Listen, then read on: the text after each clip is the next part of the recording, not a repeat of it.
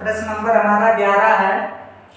दिया गया है नीचे दी गई आकृति में ABCD एक आयत है जिसकी विमाएं क्रमशः 4 सेंटीमीटर और 6 सेंटीमीटर है। AB और BC के मध्य बिंदु क्रमशः E और F है। तब छायांकित भाग का क्षेत्रफल ज्ञात कीजिए। यहाँ पे देखिए दोस्तों, यहाँ पर हमारा एक ये आयत दिया गया है ABCD एक आयत है जिसका मध्य बिंदु E है, AB का मध्य बिंदु E है और BC का मध्य बिंदु F है। तो यहाँ पे हम देख रहे हैं कि जब AB का मध्य बिंदु E है तो AE बराबर होगा BE के। तो यानी यहाँ ये पूरा 6 सेंटीमीटर का था तो ये 3-3 सेंटीमीटर का दो पार्ट में ये बढ़ जाएगा।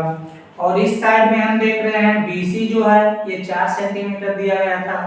तो अब ये दो पार्ट में जब बटेगा CF और BF में तो ये 2-2 सेंटीमीटर का हो जाएगा। अर्थात यहाँ पे हमारा ये जो त्रिभुज बन रहा है तो त्रिभुज का आधार हमारा बन रहा है 3 सेंटीमीटर और जो लंब बन रहा है ये 2 सेंटीमीटर बन रहा है। और यहाँ पे 90 डिग्री का कोण बनेगा दोस्तों, क्योंकि हम जानते हैं आयत का चारों कोण 90-90 अंश का होता है। तो हमें छायांकित भाग का क्षेत्रफल निकालना है। तो यहाँ से हम बहुत आसानी से इसका क्षेत्रफल निकाल सकते हैं। सबसे पहले हम आयत का क्षेत्रफल ज्ञात करेंगे। तो पहले लिख ले रहे हैं आयत की लंबाई। तो इसका लंबाई हो जाएगा 6 सेंटीमीटर और चौड़ाई हो जाएगा 4 सेंटीमीटर। अब इसका क्षेत्रफल हम निकालेंगे। तो आयत का क्षेत्रफल बराबर आयत का क्षेत्रफल।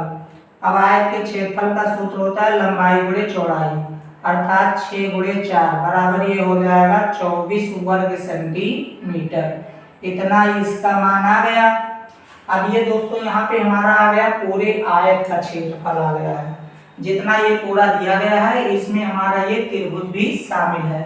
और हमें ये वाले पार्ट का क्षेत्रफल नहीं चाहिए तो हमें क्या करना है कि इस वाले त्रिभुज का क्षेत्रफल निकाल कर हमें इसमें से इस आयत वाले क्षेत्रफल में से घटा देना है।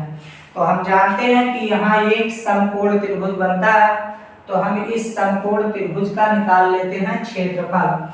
तो यहाँ हम लिखेंगे समकोण त्रिभुज का क्षेत्रफल बराबर होता है 1/2 आधार गुणे ऊंचाई। ये फार्मूला होता है इसका, आधार गुणे ऊंचाई। तो यहाँ हम जानते हैं कि आधार हमारा 3 सेंटीमीटर दिया गया है और ऊंचाई हो गया 2 सेंटीमीटर। तो 1/2 गुणे आधार, आधार 3 हो गया और ऊंचाई हो गया 2 सेंटीमीटर। 2 यहाँ पे कट जाएगा। अब ये आ गया 3 वर्ग सेंटीमीटर हमारा इसका क्षेत्रफल आ गया जो समकोण त्रिभुज बना रहा था। अब हमें निकालना है छायांकित भाग का क्षेत्रफल।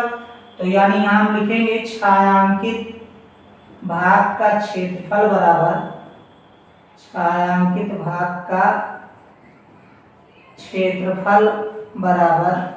अब हम क्या करेंगे, जो आयत का पूरा क्षेत्रफल था 24 में से 3 घटा देंगे तो हमारा ये आ जाएगा 21 वर्ग सेंटीमीटर। यही हमारा आंसर हो जाएगा।